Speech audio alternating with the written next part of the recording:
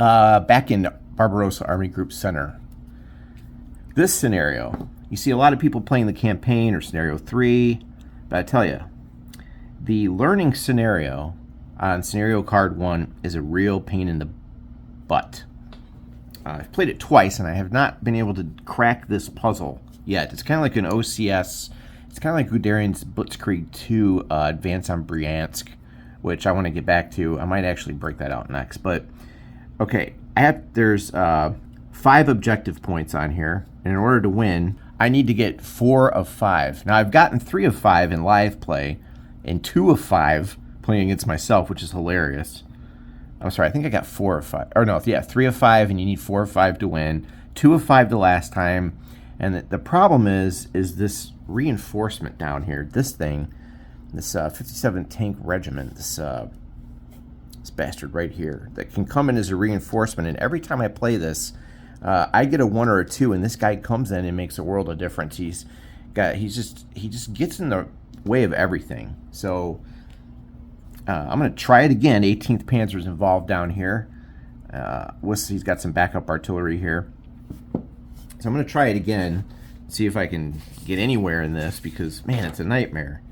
So I'm wondering if anyone else out there has played this one and maybe cracked this puzzle. We have a battalion. We have the 817th Battalion down here, Nozak. We have a regiment of the 53rd Nebelwerfers down here. And you notice these counters are a little bit different than the Crimea game I just played. These artillery counters have a fired status on the back, unlike the Crimea counters, which is different. So they have updated the counters a little bit for this version of the game. But yeah, this thing can really, it can be frustrating. So we're going to try to crack this nut one more time here. I do have 2 aircraft. I have a Stuka and a 110C. They're in the ready box. And the first thing we have to do is, when we start the turn here, we do the reinforcement phase first, right? So that's the first thing we got to deal with. And we need to see if, I'm going to turn this just a little bit here. We need to see if the Russians get that dreaded 57 tank regiment, or the 115th of the 57 tank. So let's get a die roller and let's see what happens again. Okay, this game uses a 10-sided die, as you guys know. All right, I'm not going to deal with the rules in this one, because you guys can watch my Crimea vids or go back to my playlist and look at my other ones. Turn 1, die roll for this, a 1 or a 2, and he gets it.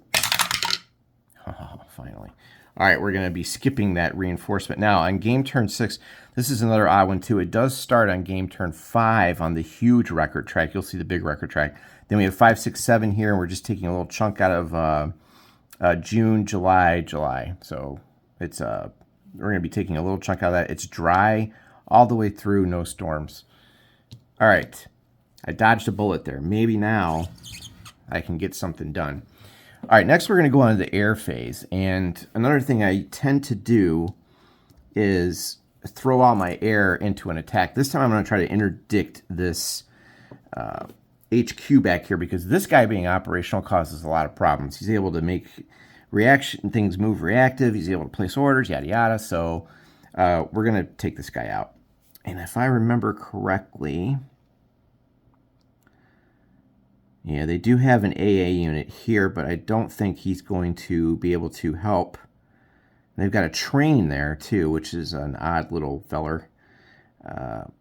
Try to interdict this hex. We're going to use the... Oh, decisions right off the bat are so annoying, and any of them can make a huge difference.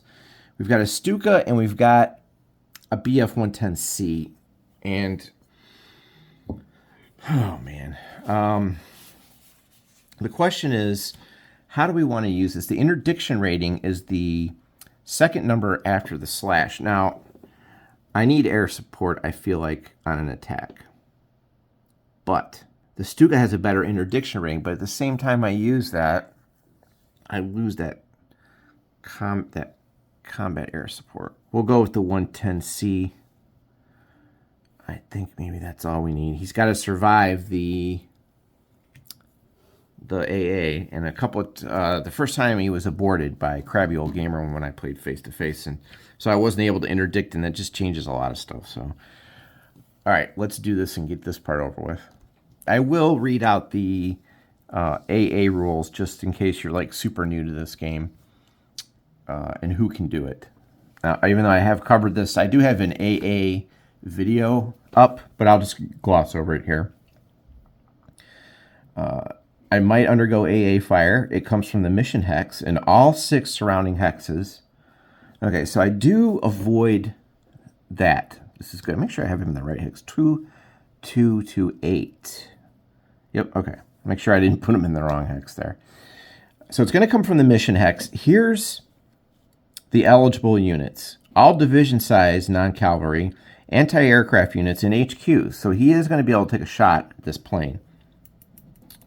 All right, so basically you fire once against every mission. You apply the DRMs listed, and we see if they abort. Positive and negative DRMs can never be greater than 2. Okay, let's find our air table, and then we'll check it out so I can show you what that's like. Oh, and in case you guys are wondering about the symbols on the planes here, I'll put this up real quick so you can look at it. And I'll leave that there while I'm using, while I'm looking for the other thing. I'll just let you guys kind of look at that. I feel like I should have this table memorized by now, but okay. Let's take a look at the Soviets are firing. Per firing Soviet HQ, +1. No AA types, not out of supply. They're not firing at a Stuka or a Heinkel. Okay, it looks like there's a +1 to the roll. So we're going to roll. We do not want to roll high here. This has been another issue in this scenario. I've rolled really bad. All right, this is at +1. I can tell you right now, if I don't interdict this HQ, you may not see the end of this video.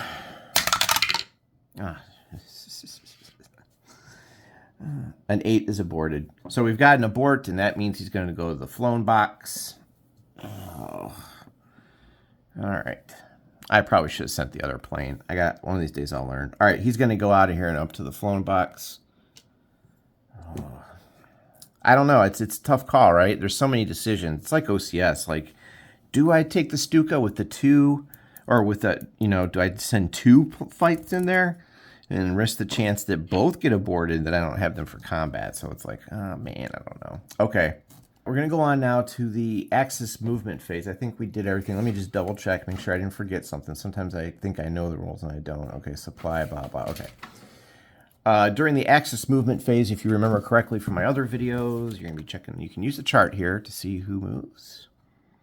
Axis, move everyone at their full MA. Remember, this game has that weird turn order. So if you're watching this video first in my playlist series, don't. You should watch my other ones. Okay. All right, now I got to think about this. We need to look out. Another thing I didn't do several times when I've played this, I didn't keep the artillery close enough. And we need to definitely do that. Oh, if you're wondering what the stats on the artillery are, I can put that up. I'll just show you here. Just come down here and you have a mobile mode and a firing mode, front, back there. Well, that's a super heavy, but a lot of these have the same thing. Okay.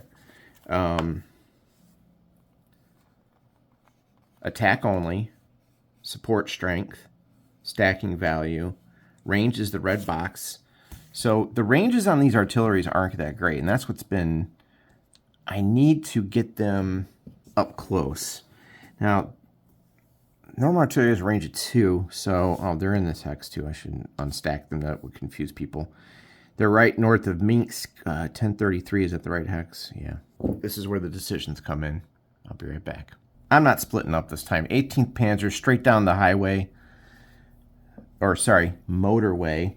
I should note that's got a J and an O notation on it, which I usually like to read. That's like, there's a stronghold here. I've got an engineer. I'm going to declare engineer effects. I'm actually going to set him out so I don't forget. So we're going to I'm going full out. Now, last time, the reinforcements would come in. It enters automatically on game turn 7 if it, through any east edge map hex. And this time, though, I'm lucky. There's no reinforcement here. Okay, now we got to get this artillery up there.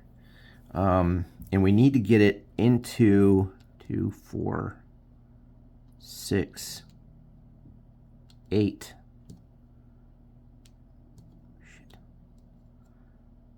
Ah, you clever scenario designers.